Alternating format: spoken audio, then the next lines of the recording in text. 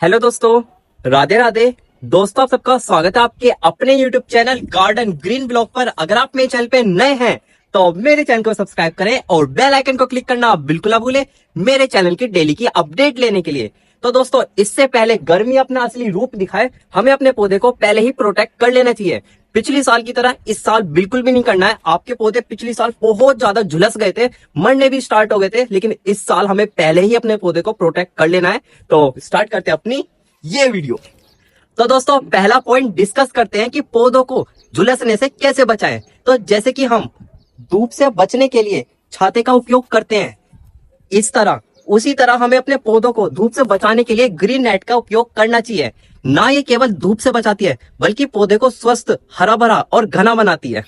तो डिस्कस करते हैं पॉइंट नंबर 2।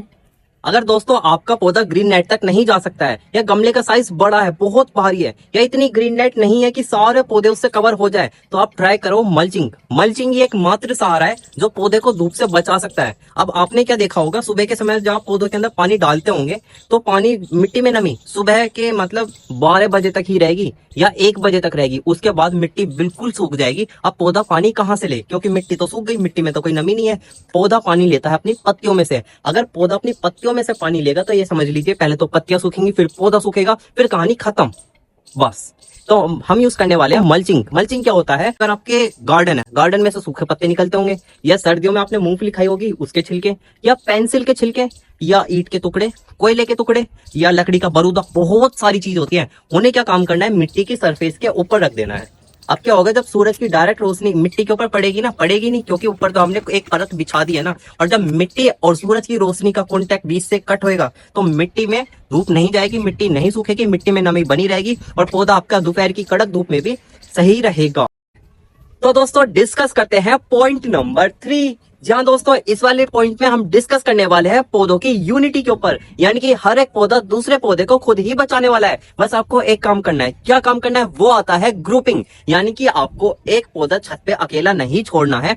वो एक पौधा कहां तक सनलाइट झेल पाएगा, बेचारा झुलस के मर ही जाएगा। इसलिए आपको पौधों को ग्रुपिंग में रखना है, यानी कि हर पौधों का एकदम ग्रुप बना लेना है। एक पौधे के साथ दूसरा पौधा, दूसरे के साथ तीसरा पौधा। उससे क्या फायदा होगा, पौधों की हाइट भी तो अलग अलग होती है, किसी की बड़ी किसी की छोटी। तो छोटा पौधा बड़े पौधे की छांव से बचा रहेगा, बड़ा पौधा उससे बड़े पौधे की छांव में बचा रहेगा। यानी कि कुल मिला के दोपहर तो उनका एकदम अच्छे से कट जाएगा। लेकिन बात करें शाम की, तो शाम में तो उनके बल्ले ही बल्ले होने वाले हैं।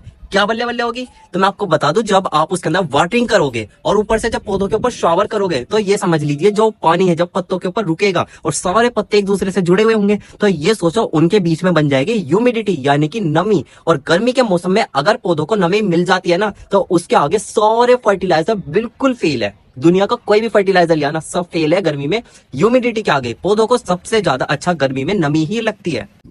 तो दोस्तों, डिस्कस करते हैं पॉइंट नंबर 4। दोस्तों, पॉइंट नंबर 4 में हम डिस्कस करने वाले हैं अपने बोनसाई प्लांट्स को गर्मी में कैसे बचाएं। जो बोनसाई से अलग पौधे होते हैं उनमें जो मिट्टी होती है वो बहुत सारी होती है, क्योंकि गमले का साइज बड़ा होता है, किसी का 12 इंच, किसी का 18 इंच। लेकिन जो बोनसाई होती है वो तो एक शैलो ट्रे में लगी हुई होती है ना, उसके अंदर मिट्टी होती ही कितनी है। आप सुबह के समय उसके अंदर वाटरिंग करो, 1 घंटे में पानी उसका सूख जाएगा। और वो पूरी दोपहर कैसे सर्वाइव कर पाएगी हमारी बोनसाई। तो मैं आपको बता दूं, बोनसाई के लिए सबसे बेस्ट चीज मैं आपको बताऊं तो आप तो उसे ग्रीन नेट में ही शिफ्ट कर दो, वो तो सबसे बेस्ट रहेगा। लेकिन अगर आप ग्रीन नेट में शिफ्ट नहीं कर सकते हो तो दूसरा इलाज भी है, वो है मोस ग्रास। मोस ग्रास आप जानते होंगे क्या होता है। वो क्या काम करती है, पानी को होल्ड करके रखती है। अगर आप अपनी बोनसाई जो होती है, तो उसकी मिट्टी की ऊपर की सतह होती है, उसके ऊपर आप मोस ग्रास की एक लेयर बिछा देते हो और जब उसके अंदर वाटरिंग करते हो, तो मोस ग्रास क्या काम करेगी, वो पानी को होल्ड करके रखेगी और जो मिट्टी है, जो बोनसाई की मिट्टी है, उसमें से पानी सूखने नहीं देगी। अगर दोस्तों आपके यहाँ मोस ग्रास नहीं मिलती है तो आप मनी प्लांट के लिए कभी मोस स्टिक लाए होंगे। मोस स्टिक तो आप जानते ही होंगे। अगर मोस ग्रास नहीं मिलती है तो उस मोस स्टिक से ही मोस ग्रास निकाल लो और उसे ही इस्तेमाल कर लो, वो बिल्कुल बेस्ट है। आप सोच रहे होंगे मैं मल्चिंग की बात करूं, नहीं, ये मल्चिंग नहीं है। मल्चिंग क्या काम करती है, मल्चिंग तो सनलाइट को मिट्टी में आने से रोकती है, वो पानी होल्ड नहीं करती है। लेकिन जो मोस ग्रास होती है वो साथ में पानी होल्ड भी करती है। तो इसलिए आप बोनसाई को या तो ग्रीन नेट में शिफ्ट कर दो या उसकी मिट्टी की सतह के ऊपर मोस ग्रास को बिछा दो, बस यही है इसका हल। तो दोस्तों, डिस्कस करते हैं पॉइंट नंबर 5। और पॉइंट नंबर 5 में हम डिस्कस करने वाले हैं वाटरिंग, यानी कि गर्मी के मौसम में पौधों को किस तरीके से पानी देना चाहिए।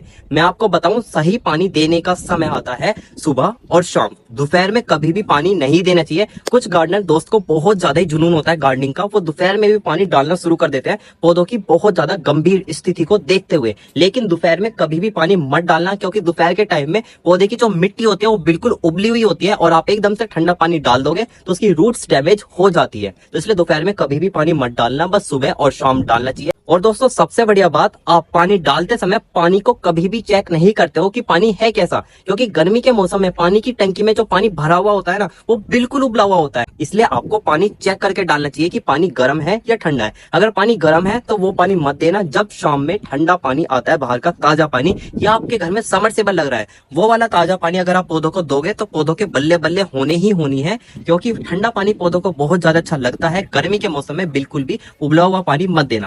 Thanks for watching.